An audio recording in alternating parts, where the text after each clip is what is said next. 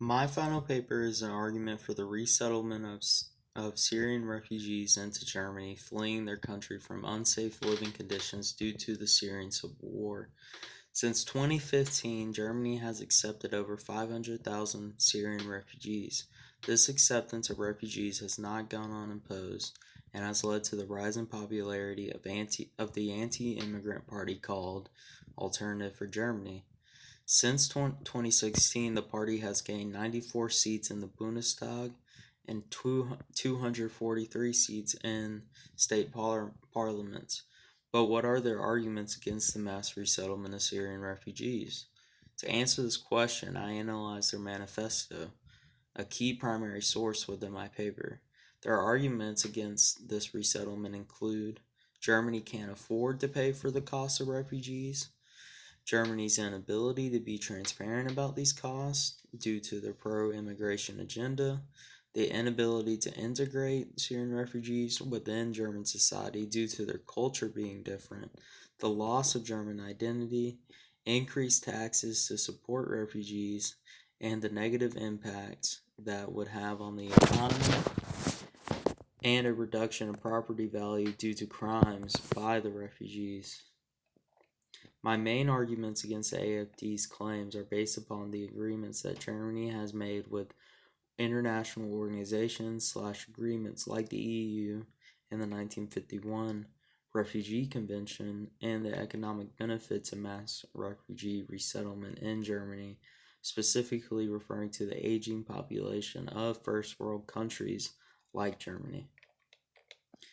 Germany, as a signatory of the 1951 Refugee Convention, has committed to the resettlement of refugees that have faced persecution, whether it be for human rights violations, lack of access to water, starvation, and political persecution from the Assad regime. Additionally, the other signatories of the 1951 Refugee Convention should follow the commitment that they made when they signed it. In my paper, I primarily used the UNCHR's website describing the details of the Refugee Convention. There is an international obligation to provide resettlement for refugees that have fled life threatening circumstances. One account of daily life in war torn Syria was described by a father of 5 children, which encapsulated the deadly situations so many Syrian refugees have faced. They haven't been able to go to school or play outside. The sniper and missile attacks made it too risky. Instead, they learned what type of weapon was being used just by the sound it made. When I went to bed, I always wonder if I would wake up the next morning. This quote shows the responsibility of able bodied countries and humanitarian organizations to resettle refugees like Yasser and his family. Additionally, the economic benefits of mass refugee resettlement within Germany are tremendous. Germany lacks the working age population to fill industrial jobs that are needed. Since the resettlement of over 500,000 refugees, the employment rate has only increased to around 1%. This number displays the amount of people that are needed to keep Germany's economy afloat.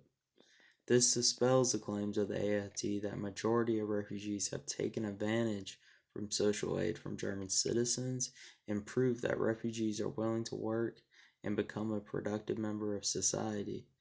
These numbers primarily come from a scholarly article titled Jobs, Crime, and Votes by Marcus Gersitz, an economic study that proves the tremendous economic benefits that arise from mass refugee resettlement.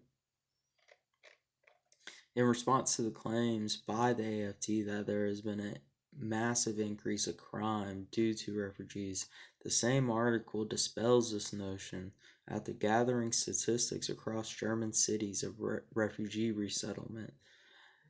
And it shows that there has been, on average, been an increase of crime of about 1 to 2%. This number features violent and nonviolent crimes. The AFD's narrative is overall completely false. It would be in the world's interest, Germany's interest, and most importantly, Syrian refugees' interests to continue mass resettlement in Germany and in economically capable countries.